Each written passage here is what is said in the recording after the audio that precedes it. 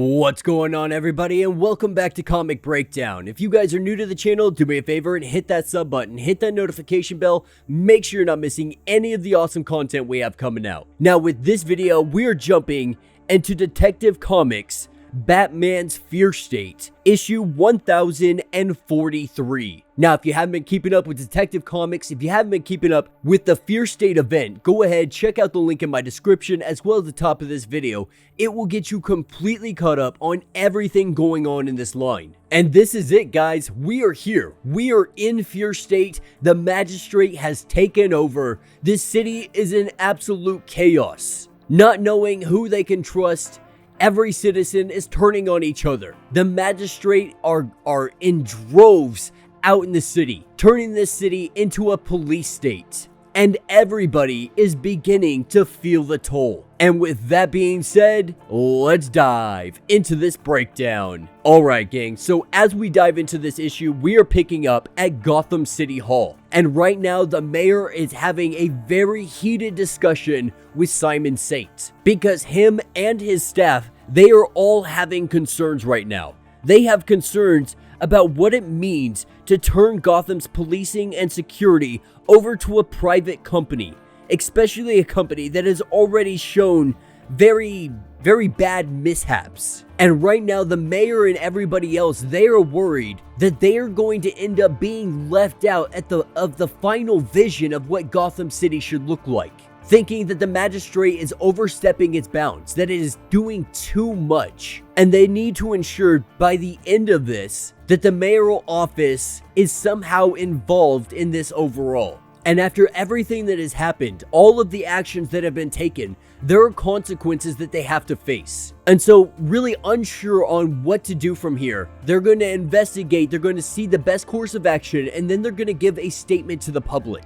And as we look around, what we are seeing is that the mayor is not using the magistrate guards. He is using his own security. And that could be simply because he doesn't trust the magistrate. He doesn't trust Simon Saint enough to actually do this job. To have your own men is probably the best course of action for the mayor. And so with everybody leaving for the day, the mayor sits in his office and he contemplates what he is going to do next. As he calls his husband and tells him that he's going to be late, though it is already midnight. He's putting all of this on his shoulders. Everything that is happening to this city, he feels like is his responsibility. And to a certain degree, it definitely is the mayor's responsibility. But as the mayor sits here at his desk, an individual by the name of Nero comes into the room. Disguised as one of his security, he lifts up his pistol and he completely unloads, saying that he is the king. Now, with the gunfire going off, all of the magistrate officers, they hear this and they jump into action. Hearing it coming from the mayor's office, they hurry to try to help him out, with the mayor being pinned down, and he is completely unloading his pistol into the mayor's desk, proclaiming that he is the king with a crown on his head. But the mayor is able to escape through a hatch. And going down this hatch as the magistrate make their way inside of the office, the mayor is able to escape. But as he comes out of this hatch, this is when he is grabbed by some armed security, thinking that these are his guys, but they're someone else. They are working for somebody else. And as the magistrate officers, they do their best to try to rescue him, they are unable to do so. And this is where we cue in Batman, with Batman coming in and beating the crap out of some of these guards. And he's trying to get information from them, trying to find out who they are possibly working for. But as he is interrogating this one, they are able to escape with the mayor. Jumping into their SUVs, they hightail it down the road, with the mayor asking who these individuals are, having him at gunpoint.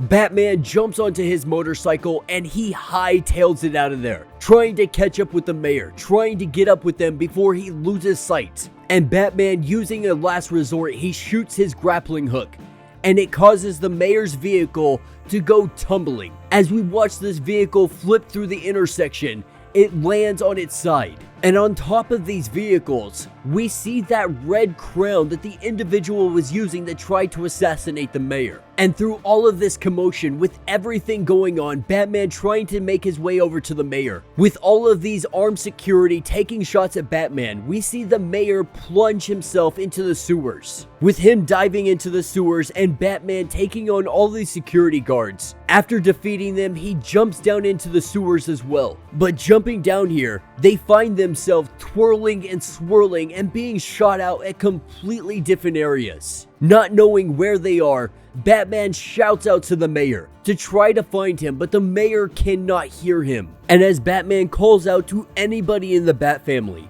giving them a sit-rep of the situation, letting them know everything that has transpired and that he is going to need some kind of help, because right now he doesn't know how deep these sewers go. And currently he is not sure if the mayor is in any harm's way or not. But with the mayor completely in a different location, as he goes to look around inside of these sewers, he turns on his light and he sees what appear to be egg sacs. We see little egg sacs that are been growing inside of the sewers. And this is all from Vile, the parasite that was living inside of him.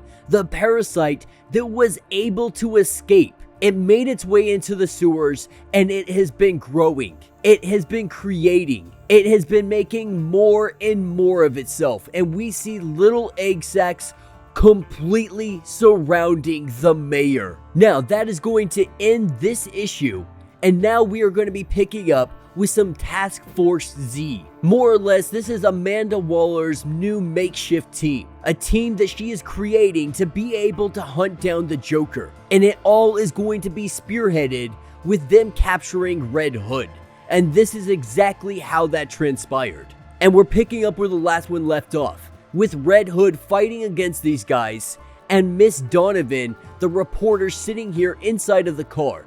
But she gets grabbed by one of these guys. Being grabbed by them, Batman comes flying in to save the day, with him grabbing Miss Donovan and telling her that she better not run this story, because if she were to run this story, it would make his job harder. The guys that they are going after would go into hiding, and if they go into hiding, it would be almost impossible for Batman or Red Hood to be able to get a location on them anytime soon. Now, of course, Red Hood, he's down on the ground and he is beating the crap out of these guys. But this is when the police start to arrive. Red Hood, going off of his ego, going off of his anger, he wants nothing more than to get some information, to find out what these guys are up to, what they have been doing, and who they work for. And Batman arrives to tell him that he needs to get out of here, that he needs to get going, that he can't stop the cops from arresting him if that is what they plan to do. With Red Hood not listening, with Red Hood trying to interrogate this guy, Batman takes his leave, saying that he can't help him anymore. And Red Hood, not realizing through all of his anger, through seeing red, he turns around to see the police are completely surrounding him. With a flash bomb going off in between them, we see Red Hood shot back.